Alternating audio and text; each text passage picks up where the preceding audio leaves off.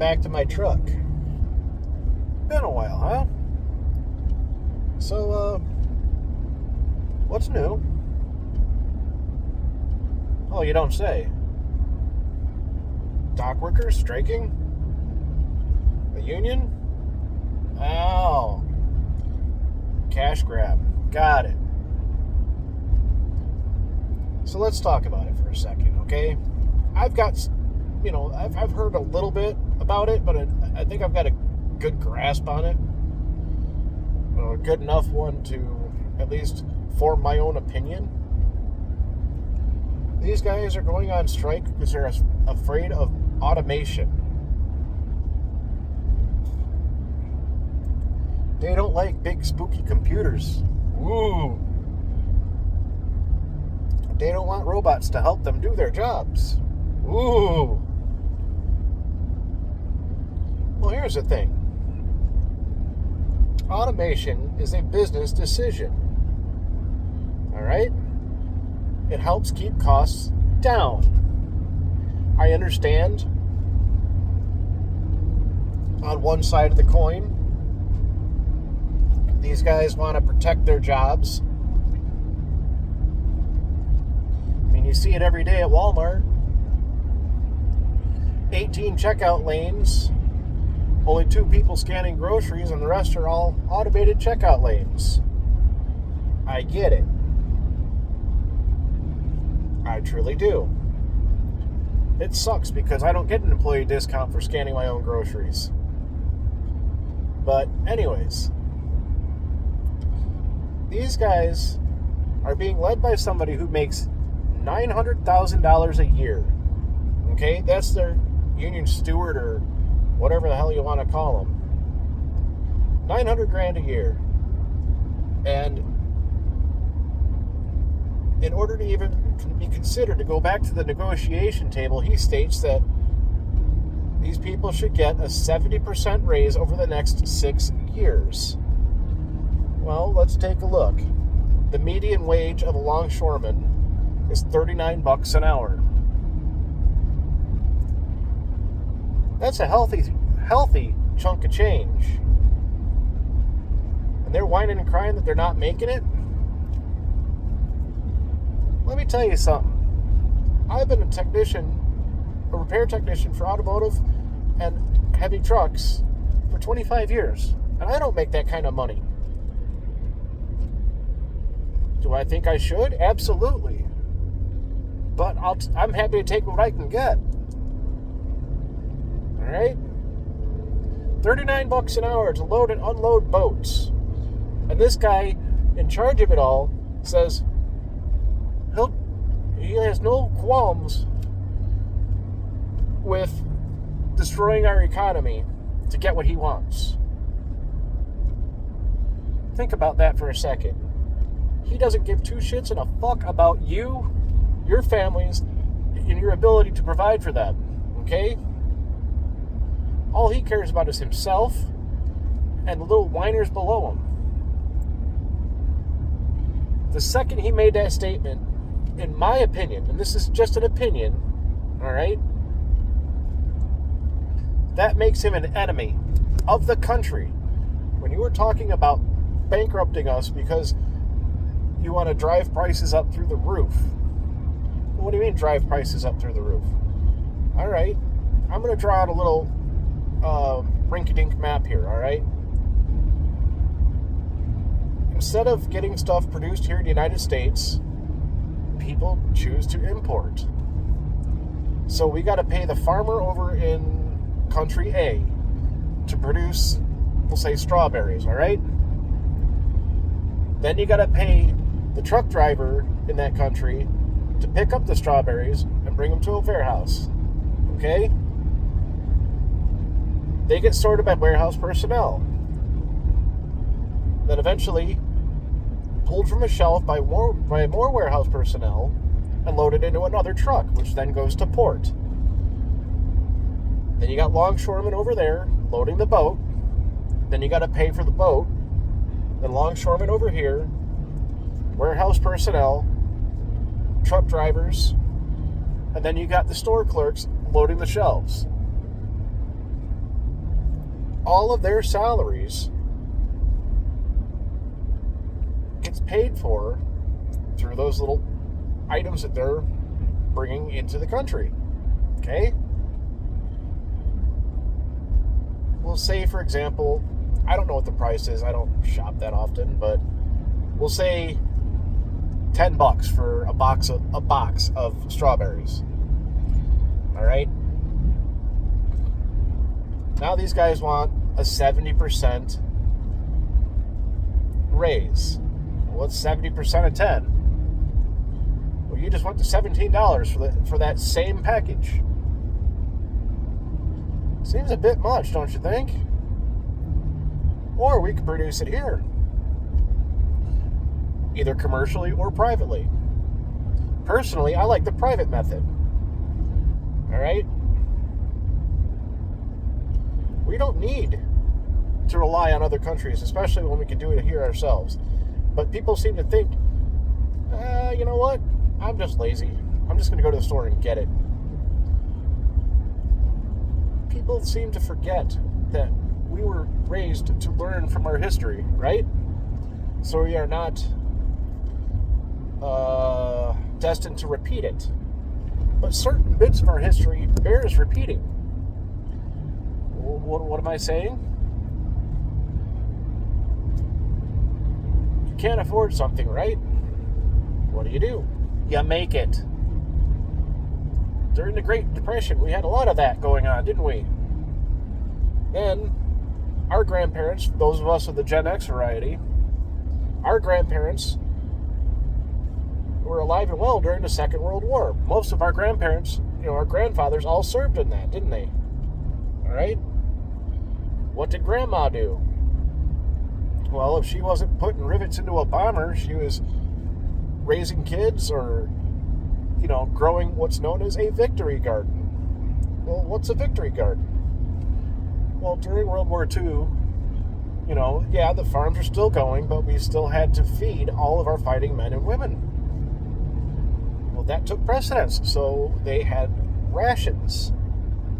Well, I want more of something. Well, you can't have it, because you're only allowed it so much per month. Okay, I'm just going to go to my backyard and produce my own. Oh, that's a no-brainer. Well, how much did it cost you? A couple bucks in seeds. I'm sure back then it was only a few cents in seeds, but, adjust for inflation, a box of seeds here and, a couple dollars. All right? Spend a couple hours digging a hole in the ground, throw the seeds in it, sprinkle with water, and wait. Well, what do you do then? You harvest. You pick your crops. Well, then what? Well, if you don't cook them and eat them right away, you got to preserve them. Canning. These are all skills that should be not lost to the sands of time, but it seems like that's what's happening. I understand everybody, their time is valuable, but I see a lot of people who spend most of their time either in front of a television set or with their nose buried in their freaking cell phone. Okay? Take a little bit of time, touch the grass. It won't bite you. Let's say, for example, you could earmark a spot in your backyard for a small plot. All right? Go rent or buy a small rototiller, turn the dirt, plant your seeds. Maybe confer with your neighbor while doing this. Hey, I'm planting green beans, lima beans, corn, and asparagus. All right? Oh, you've got squash and you've got zucchini and you've got carrots? Cool. If I got a surplus, how about we work a trade? Now everybody's fridge and their pantries are getting stocked up for pennies on the dollar. And we don't need anybody getting in the way of that. Okay? You're becoming self-reliant again. And I promise you one thing. There is a noticeable difference eating the food that came out of the ground in your backyard versus what you get at the grocery store. There's no chemicals, no pesticides, no whatever's on them, okay? And if you really want to get cute, all right, now this is something else. Let's say, for example, somebody's got a bigger piece of land and they have the wherewithal. You know, you could raise a handful of pigs for slaughter, cows, chickens, all right? This guy here, he's going to trade his chickens for this guy's, corn and whatnots, all right? I'm not saying let's cut out grocery stores and everything, but we need to start relying more on ourselves. And we're not doing that. We're so wrapped up in consumerism. Oh, my car just started making a noise. Better go out and get a new one. Well, why don't you pick up a book? They got repair manuals. You could learn to fix some of your stuff. I mean, granted, yeah, cars now are becoming so complex that they have to come to a shop. But that doesn't mean you can't still figure it out on your own. All right? Oh, my washing machine's squeaking. Better get a new one. All right, so you're going to go spend $800 to $1,000 on a washing machine. Why not open it up? It could be a $25 bearing, or a pulley. You know what I mean? But, too wrapped up with, my time is valuable. Yeah, I'm sure it is. But you're also an adult and you have to, sacrifice some of your time to save some dollars. Especially if you want to say, hey, I want to take my kids to, Fort Lauderdale this year. Cool. How do we do it? Well, if we scrimp and save, well, washing machine just broke. Well, shit, there goes the trip, kids. Or, you know what? Let's see what it takes. Open it up and you see, oh, it's just got a fried belt. $15 is back in business. Well, if you don't know somebody, if you can't do it yourself, maybe ask your friends. This is how this is how things get done. Network, okay? I'm a mechanic. Do I like working on cars outside of work? Not necessarily, but I enjoy helping people out, all right? Those that I care about. I'm not just going to run around and fix everybody's car just for the sake of fixing cars. And believe me, the last thing I'm going to be doing for anybody, even my closest friends, I'm not going to sit here and pull an engine out, okay? I'll do a brake job or an oil change or whatever, but I'm not going to do major surgery for a fucking pizza. That's nuts. But perhaps somebody in your circle knows how to work on small machines and can fix something. Give them a jingle. Hey, the next time, you blew a hole in the knee of your pants, just give me a holler. I'll stitch it up for you, We don't always have to go and piss away our money at the store every second and every turn. Let's get this shit figured out. Now back to the longshoreman. Yeah, okay. Imported goods. Some stuff is unavoidable, okay? Some will say some foods and some spices are not available here in the States because it's not indigenous to this country. Fine. I get it. But when it comes to seasonal food, we'll say, corn, strawberries, various beans and that we could produce for ourselves here. All right. Maybe we just don't buy it. Part of the thing is the farmers here should just be producing enough, and then whatever goes into storage. They have co-ops for that. All right. But then you got the government. Dun, dun, I'm from the government. I'm here to help. Saying, you want a subsidy from us? Fine. I see you have 100 acres. But we're only going to allow you to plant 75 of them. But we'll pay you rent for that 25 acres that's sitting dormant. Okay, why would I want to do that? Well, it's simple, really. We don't want a surplus. Well, why not? Because it'll just spoil, we'll have to throw it out. And if we have only a certain amount available, we could drive up the costs. Boy, is that stupid.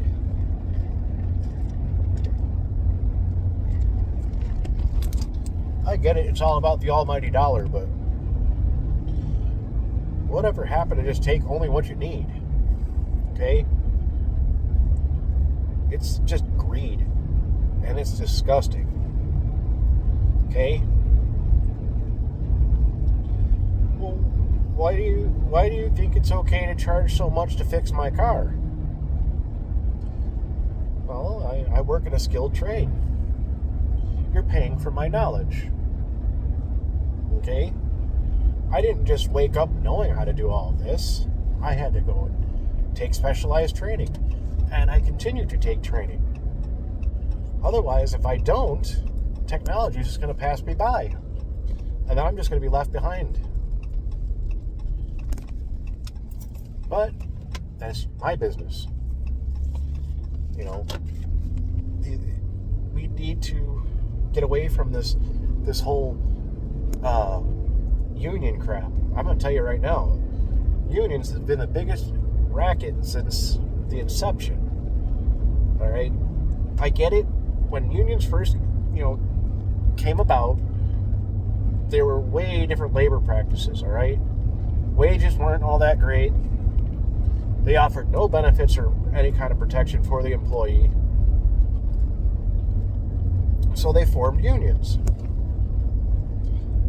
But now we live in a day where, the government states, all right, you employ X amount of people, you must provide insurance.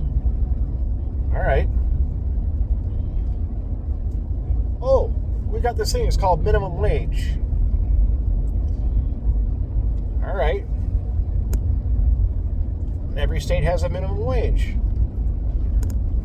Every state has, if you look at any place you work, they've got a poster up that tells you, okay, here's what the minimum wage is, and here's all the fine print about being an employee in the state.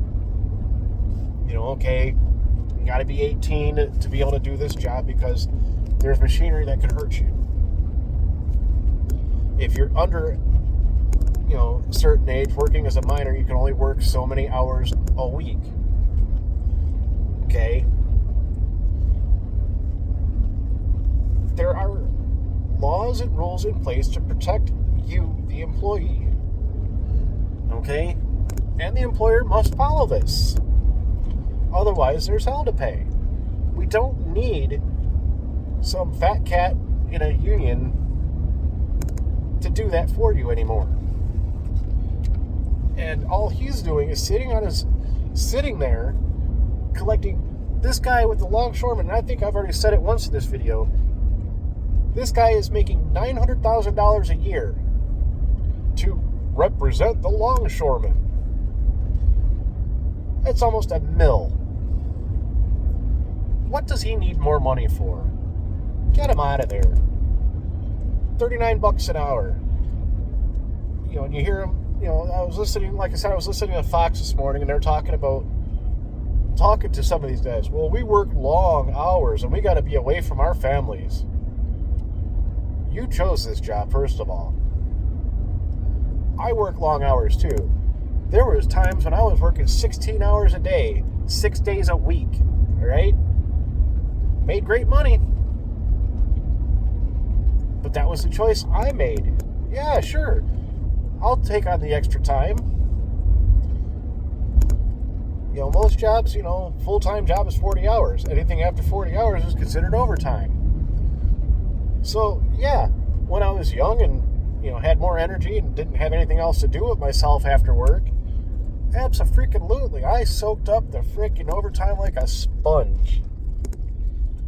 Now I'm old and just don't give a shit. You know what PTO stands for? It's not paid time off. It's actually prepare the others, because I am taking time off. But anyways, I digress. All right. I just don't get it. You want to. God, it makes me so sick and so mad. I'd say fire all of them. Get rid of them all. $39 an hour, that's absurd. I don't make that kind of money. $70 an hour is what they're asking for. That's ridiculous. That'll bring this country to its knees. Sure, this stuff will be coming into the country, but the average Joe ain't going to be able to afford it.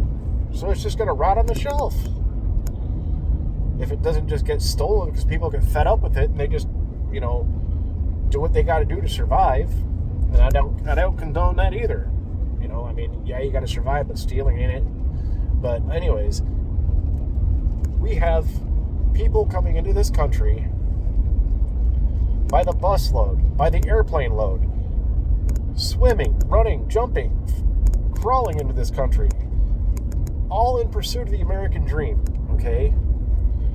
Yeah, some of them are not exactly the most savory individuals. However, when we get the right people, they're vetted, and we find out, okay, yeah, these are good newbies. Fine. Go through the channels to become a U.S. citizen. In the meantime, get your green card. We'll give you $16, $18 to work the docks. Not $39. Is this a joke? Oh yeah, and by the way, what's your name over there? Just came over here. All right, Joe. Well, we're just going to call you John. I don't know what your name is, but I don't care either right now. I'm just trying to make a point. Working next to you is going to be ScanBot 2000. He's going to swing his little arm and scan barcodes on the side of these crates as you offload them. Okay? Okay. He's going to make your life easier because you don't have to sit here and do extra stuff. All you got to do is just stay moving.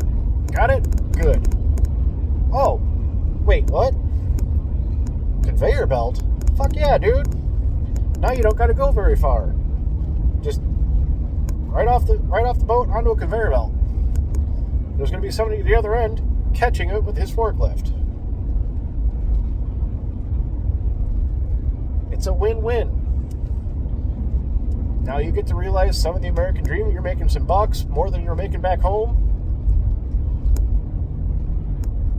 The shipping companies aren't spending a boatload of money on payroll anymore because they've got their automation that they so desired, and they've got, I wouldn't say cheap labor, but affordable labor.